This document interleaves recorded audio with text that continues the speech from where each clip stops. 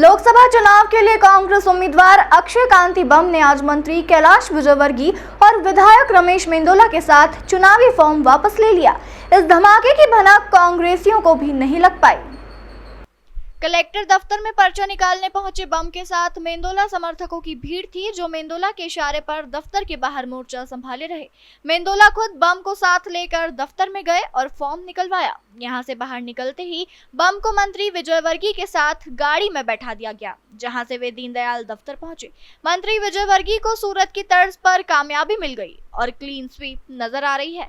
बताया जा रहा है कि अभी जो निर्दलीय पर्चे हैं उनसे भी विजयवर्गीय और मेंदोला की बात हो चुकी है।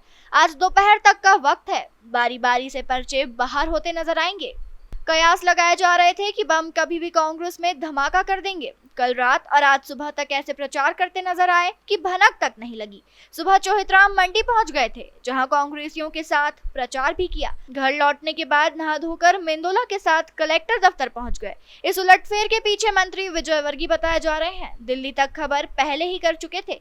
कांग्रेस की तरफ से मोती पटेल का जो डमी फॉर्म भराया गया था वो पहले ही रद्द हो चुका है। अब कांग्रेस के पास उम्मीदवार नहीं है। दीनदयाल दफ्तर पर मंत्री विजयवर्गीय के साथ बम के पहुंचने की खबर से ढोल धमाके भी पहुंच गए। बम के घर के आसपास पुलिस तैनात कर दी गई है। बताया जा रहा है कि उन्हें भोपाल ले जाकर भाजपा में लाया जाएगा।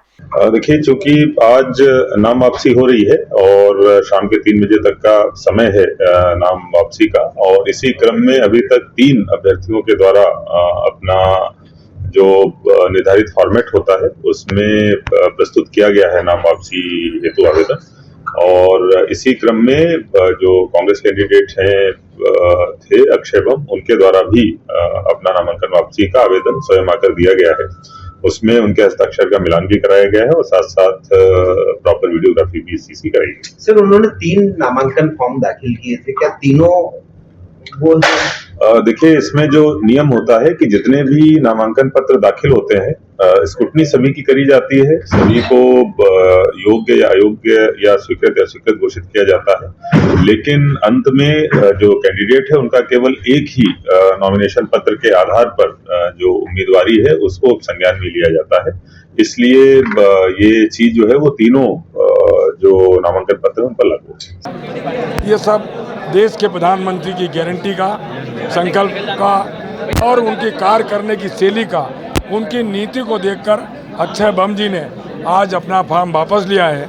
मैं पूरी बीजेपी की ओर से उनका स्वागत करता हूँ, अभिनंदन करता हूँ और उनको ये विश्वास दिलाता हूँ, जिस विश्वास के साथ आप मोदी जी के नेतृत्व में भाजपा में शामिल हो रहे हैं, हम आपका आभारी हैं। और आपने जिनकी मति कांग्रेस की खराब हो गई थी, मति भ्रष्ट हो गई थी, जिन्होंने राम जी का प्राण प्रतिष्ठा का निमंत्रण ठुकरा दिया, अब पूरा देश अक्षय बम ने उनको ठुकरा दिया। आपके संपर्क में मगर पार्टी ने हमारे जैसे कार्यकर्ताओं के अनदेखी करके, पैसे देखकर ऐसे व्यक्ति अक्षय बम को टिकट दिया। हमको पूर्व में ही जानकारी थी कि ये नाम वापस ले लेगा।